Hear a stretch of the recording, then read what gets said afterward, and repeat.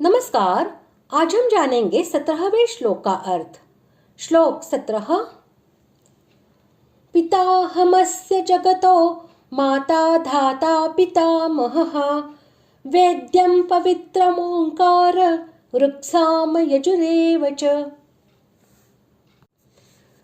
श्लोक का अर्थ, इस संपूर्ण जगत का धाता अर्थात धारण करने वाला एवं कर्मों के फल को देने वाला, पिता माता पितामह, जानने योग्य पवित्र ओंकार तथा ऋग्वेद, सामवेद और यजुर्वेद भी मैं ही हूँ।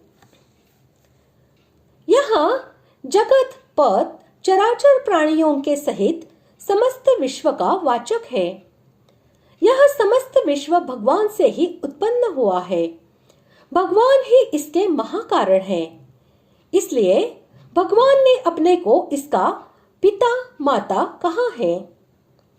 भगवान अपने एक अंश में इस समस्त जगत को धारण किए हुए हैं एवं वे ही सब प्रकार के कर्म फलों का यथा योग्य विधान करते हैं।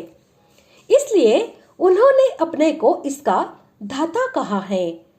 और जिन ब्रह्मा आदि प्रजापतियों से सृष्टि की रचना होती है, उनको भी उत्पन्न करने वाले भगवान ही हैं। इसीलिए उन्होंने अपने को इसका पितामह बतलाया है। जानने योग्य वस्तु को वेद्य कहते हैं। समस्त वेदों के द्वारा जानने योग्य परम तत्व एकमात्र भगवान ही है। इसलिए भगवान ने अपने को वेद्य कहा है। जो स्वयं विशुद्ध हो और सहज ही दूसरों के पापों का नाश करके उन्हें भी विशुद्ध बना दे, उसे पवित्र कहते हैं। भगवान परम पवित्र है और भगवान के दर्शन, भाषण और स्मरण से मनुष्य परम पवित्र हो जाते हैं। इसके अतिरिक्त जगत में जप, तप, व्रत, तीर्थ आदि जितने भी पवित्र करने वाले पदार्थ हैं, वे सब भगवान के ही स्वरूप हैं तथा उनमें जो पवित्र करने की शक्ति है वह भी भगवान की ही है। यही भाव दिखलाने के लिए भगवान ने अपने को पवित्र कहा है। ओम भगवान का नाम है। इसी को प्रणव भी कहते हैं।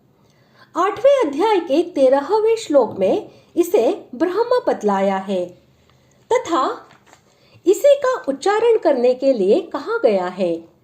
यह नाम तथा नामे का अभेद प्रतिपादन करने के लिए ही भगवान ने अपने को ओंकार बतलाया है। ऋक्, साम और यजु ये तीनों पद तीनों वेदों के वाचक है। वेदों का प्राकट्य भगवान से हुआ है तथा सारे वेदों से भगवान का ज्ञान होता है। इसलिए सब वेदों को भगवान ने अपना स्वरूप बतलाया है। जो अव्यय से इस श्लोक में वर्णित समस्त पदार्थों का समाहार किया गया है और एव से भगवान के सिवा अन्य वस्तु मात्र की सत्ता का निराकरण किया गया है। अभिप्राय यह है कि इस श्लोक में वर्णित सभी पदार्थ भगवान के ही स्वरूप है। उनसे भिन्न कोई भी वस्तु नहीं है।